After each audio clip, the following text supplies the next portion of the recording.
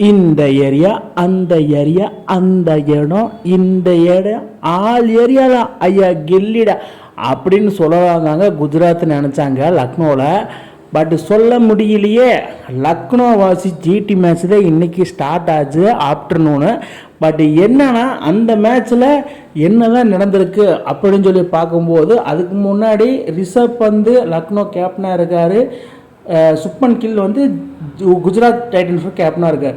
இவங்க ரெண்டு பேரும் டாஸ் சுண்டும் போது இந்த கண்டிஷனுக்கு இந்த பிச்சு ரிப்போர்ட்டை படி பார்த்தோம்னா அதாவது பவுலிங் ஃபஸ்ட்டு ஏஸ் வெல். ஏன்னா ரிஷப் பண்ணிட்டு ஒரு அவுட் ஆஃப் ஃபார்மில் இருக்கார், பட் கேப்டன்சி சூப்பராக பண்ணியிருக்காரு.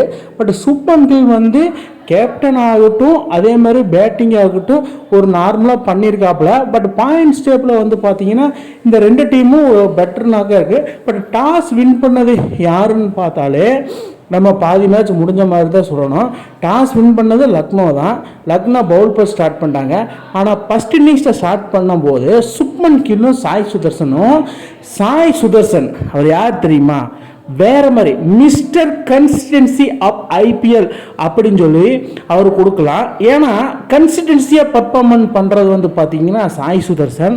அதாவது சிஎஸ்கே டீமில் இவரை வந்து 2-3 வருஷமாக பெஞ்சை தேய்ச்சி வச்சுட்டு பிளேயரை இப்போ குஜராத்தி எடுத்து பேக் பண்ணி ரீட்டைனும் பண்ணுற அளவுக்கு வளர்ந்துருக்காருன்னு தான் சொல்லுவேன். ஏன்னா ஒரு மனுஷன் ஒரு மேட்ச் அடிக்கல 2 மேட்ச் அடிக்கல, கன்சிஸ்டன்சியாக எப்படி எல்லா மேட்ச் அடிக்கல அதுக்கு பேர் பண்ணுவார சாய் சுதர்சன். அந்த பக்கம் பார்த்தீங்கன்னா கேப்டன்சி நாக் என்னன்னு தெரியுமா அப்படின்னு சொல்கிறதா நம்ம சுப்மன் கில் வந்து பார்த்தீங்கன்னா பிரின்சஸ் ஆஃப் கில்னு சொல்லலாம். அதாவது அவர் கடமைக்கு அடிக்கிறதுல பேர் போனவருங்க. ஆனால் நிதானமான ஆட்டத்தை இன்றைக்கி பையன் வெளிப்படுத்தி அருமையான நாக்க ஆடினார். அதாவது ஒரு ஸ்ட்ரெயிட் ட்ரைவ் ஆகட்டும் கவர் ட்ரைவ் ஆகட்டும் ஃபுல் ஷாட் ஆகட்டும் எல்லாமே வேறு மாதிரி இருந்தது. பட் இவங்க 2 பேர்த்தோட பார்ட்னர்ஷிப் வந்து பார்த்தீங்கன்னா இந்த பிச்சுக்கு செமையாக இருந்தது, சூட்டபுளாக ஆச்சுன்னு தான் நான் சொல்லுவேன். பட் லக்னோவில் என்ன பண்ணுறதுன்னு தெரியல. ஏன்னா ஓப்பனிங் பார்ட்னர்ஷிப்பே வந்து பார்த்தீங்கன்னா 100+ வந்துருச்சு.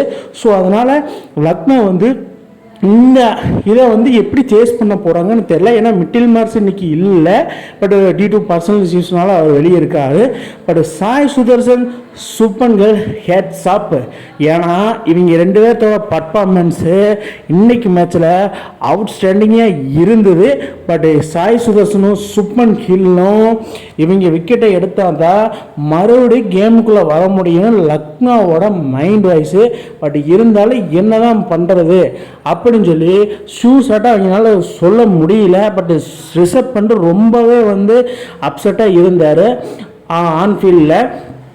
பட் அந்த டைமிங்லேயே நம்ம சுப்மன் கில் என்ன பண்ணிட்டாருன்னா அவரோட 50யை கம்ப்ளீட் பண்ணி ஒரு கேப்டன்சி நாக் என்னன்னா ஒரு கம்ப்ளீட் இன்னிங்ஸ் அப்படின்னாலே சுப்மன் கில் தாங்க.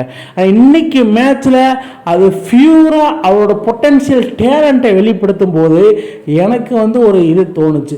T20 2026 சுப்மன் கில் ஓப்பனிங் இறங்குவாருன்னு எனக்கு வந்து தோணுச்சு. ஏன்னா ஒரு கேப்டன்சியும் ப்ரெஷரும் பார்த்து அந்த டைமிங்கில் அடிக்கிறதெல்லாம் வேற மாதிரி தான் நான் சொல்லுவேன். அந்த அடித்து முடிச்சோடனே அந்த கையோட லாங் ஆஃபில் கேட்சை கொடுத்து பெவிலியன் திரும்பினார். அது கார்னரில் ஏடன் மார்க்கரும் விக்கெட்டை எடுத்து பெவிலியன் அனுப்பி வச்சுட்டாப்புல. பட் இருந்தாலும் குஜராத் டைட்டன்ஸ் வந்து பார்த்திங்கன்னா ஒரு சுமாரான நாக்கு ஆனாங்க. பின்னாடி யாரும் பெருசாக அடிக்கல செப்பன் ரோதர்ஃபோர்ட் தவிர. பட் இருந்தாலும் இந்த கண்டிஷனுக்கு 180 ரன்ஸ் வந்து போதுமானு எனக்கு தெரில. ஏன்னா லக்னோ வந்து மரண ஃபார்மில் இருக்காங்க. பட் மிட்டில் மார்க்ஸ் இல்லை, அதனால வந்து ஒரு பை சான்ஸ் தோக்க வாய்ப்பு இருக்குது. ஏன்னா இதில் வந்து பார்த்தீங்கன்னா சுப்மன் கில்லும் சாய் சுதர்சனும் அவுட்ஸ்டாண்டிங் பர்ஃபார்ம் பண்ணனால லக்னோ இந்த சேஸ் பண்ணுவாங்கன்னு டவுட்டு தான். செகண்ட் இன்னிங்ஸை ஸ்டார்ட் பண்ண ஏடன் மார்க்கரம், அதுக்கப்புறம் வந்து பார்த்தீங்கன்னா இவரோட ஓப்பனிங் பார்ட்னர்ஷிப்பை வந்து ரிஷப் பண்ட் வந்து இருந்தாப்புல. பட் இருந்தாலும் ஏடன் மார்க்கரம் அதாவது அவரோட ஓப்பனிங் பொசிஷன் சவுத் ஆப்பிரிக்காவில் ஓப்பனராக தான் இறங்குவார். இந்த ஓப்பனிங் பொசிஷன் வந்து அவருக்கு கொடுத்ததுனால அவரோட கம்ஃபர்டபுள் நாக்க ஆடி கொடுத்துட்டு கிளம்ப பவர் பிளேவும் என்னும் கோயிலில் அவர் வந்து வேறு மாதிரி பிளேயரு அவுட்ஸ்டாண்டிங்காக பர்ஃபார்மன்ஸ் கொடுத்துருக்கிறாரு லக்னோவுக்கு பொறுத்த மட்டும். பட் இப்படியே ஆடிட்டே இருந்தால் அந்த ஏடன் மார்க்ரம் அந்த ஹையஸ்ட் ரன் ஸ்கோரர் இன் IPL 2025 அவர் வருவார்னு நான் நினைக்கிறேன். ஏன்னா பர்ஃபார்மன்ஸு, பொட்டென்ஷியல், டேலண்ட்டு, எலிகன்ஸ் இது எல்லாமே வந்து ஏடன் மார்க்ரம் இருக்குது. கேப்டன்சி இருந்து தூக்குனாலும் பட் இருந்தாலும் அவுட்ஸ்டாண்ட் பர்ஃபார்மர். பட் இந்த ரிசர்வ் பண்ட் எதுக்கு இருக்கானே தெரில, டீமில் அடிக்கிறதே இல்லை. இதில் ஓப்பனிங் இறங்குறான், 1 டவுன் இறங்குறான், 2 டவுன் இறங்குறான், கேப்டன் ஆக்கிட்டு இஷ்டத்துக்கு இறங்குறான். பட் 27 கோடிக்கு அதை எடுத்து சஞ்சய் கோயங்கா எதுக்கு எடுத்தாருன்னு தெரில. பட் 27 ரன்னும் கூட அடிக்க மாட்டேங்கிறாப்புல. ஓப்பனிங் இருக்கிறான், அங்கே இருக்கிறான், இங்கே இருக்கிறான். பட் எனக்கு தெரிஞ்சு T20 வேர்ல்டு கப்லேயே உனக்கு சான்ஸே கிடையாது ரிசர்வ் பண்ண பொறுத்த மட்டும். இவங்க பேக் பண்ணவே மாட்டாங்க ரிசர்வ் பண்ண. பட் இருந்தாலும் ஏடன் மார்க்ரம் விடவே இல்லை, அவுட் ஸ்டாண்டிங்காக பர்ஃபார்மன்ஸ் பண்ணி அவரோட 50யை கம்ப்ளீட் பண்ணார். கம்ப்ளீட் பண்ண சமயத்தில் அவர் சிங்கிள் ஹேண்டடாக மேட்சை முடிச்சு கொடுக்கலான்னு நினைக்கிறப்ப அவர் அவுட் ஆகி பெவிலியன் திரும்பினார். ஆனால் பொட்டன்ஷியல் நாக்குனா என்னென்னு காமிச்சிட்டு போயிட்டாருன்னு தான் நான் சொல்லுவேன். ஏடன் மார்க்ரம் சவுத் ஆப்பிரிக்காவில் வந்து ஓப்பனிங் இறங்குவாரில் அதே பொட்டன்ஷியல் இங்கே ஓப்பனிங் இறக்கி விட்டாங்க. ஸோ ஃபாரின் பிளேயர் ஓப்பனிங் இறங்குறது அவ்வளோ சாதாரணமான விஷயம் இல்லை. But Aden Markram better finisher அப்படின்னு தான் சொல்லுவேன். அதுக்கப்புறம் சிங்கிள் ஹேண்டடாக மேட்சை கொண்டு போனது யாருன்னா நம்ம நிக்கோலஸ் பூரன். யார் சாமி நீ எங்கடா இருந்து வந்திருக்க? ஒரு team Chennai super Kings team இந்த சீசன் ஃபுல்லாகவே ஒரு டீமே வந்து பார்த்திங்கன்னா 32 சிக்ஸ் அடிக்கிறான். ஆனால் இந்த நிக்கோலஸ் பூரன் என்ன பண்ணியிருக்கான்னா அவன் மட்டுமே 31 சிக்ஸு.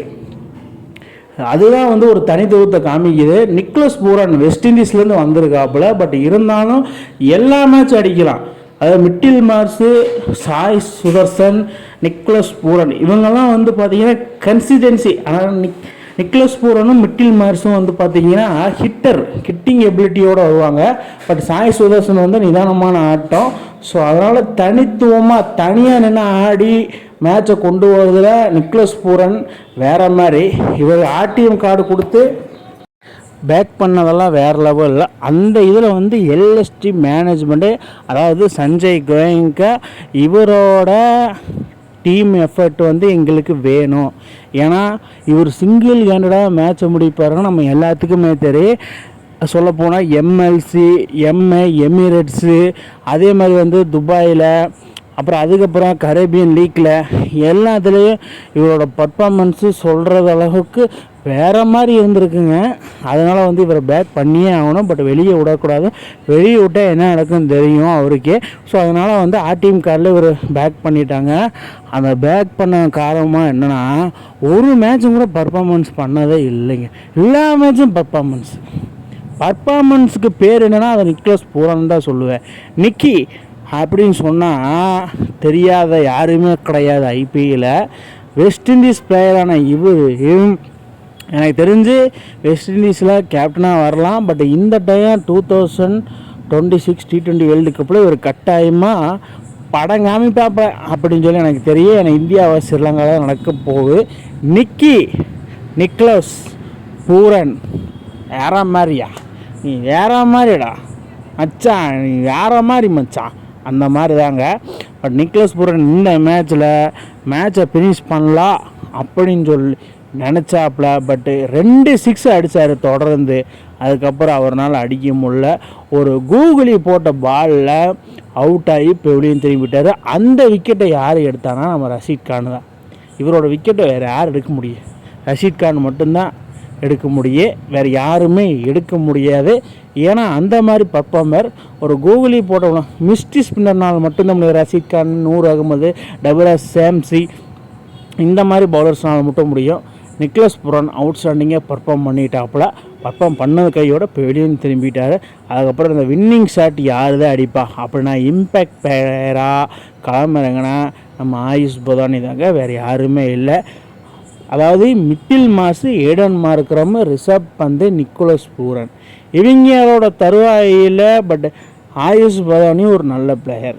ஏன்னா இவங்கெல்லாம் வந்து அதிரடி காட்டிட்டு போனாலும் பின்னாடி நிதானமான ஆட்டமும் அதிரடியான ஆட்டம் வெளிப்படுத்தல ஒரே பிளேயர்னா ஆயுஷ் பதானி. இவங்களையும் வந்து ஆர்டிஎம் கார்டு வச்சு பேக் பண்ணியிருக்காரு நம்ம சஞ்சய் கோயங்கே. LST மேனேஜ்மெண்ட் சூப்பரியாக இதே மாதிரி ஃபார்மை கண்டினியூஸாக வரணும். அப்போனா தான் இவங்க செமிஃபைனல் போய் கப்பு அடிக்க முடியும். அதுக்கு வந்து நான் வாழ்த்துக்களை சொல்கிறேன். பட் இந்த மேட்சை பொறுத்த மட்டும் ஏடன் மார்க்ரம் அண்ட் நிக்லஸ் பூரன் வேறு மாதிரி சம்பவம் பண்ணாங்க. மக்களே நீங்கள் என்ன சொல்கிறீங்க? கீழே கமெண்ட் பாக்ஸில் கமெண்ட் பண்ணுங்கள். இந்த மாதிரி இன்ட்ரெஸ்டிங் கிரிக்கெட் வீடியோவை தெரிஞ்சுக்க நம்ம சேனலை சப்ஸ்கிரைப் பண்ணுங்கள், லைக் அண்ட் கமெண்ட் பண்ணுங்கள். மேலும் மேலும் உங்களுக்கு வீடியோ வந்துகிட்டே இருக்கும்.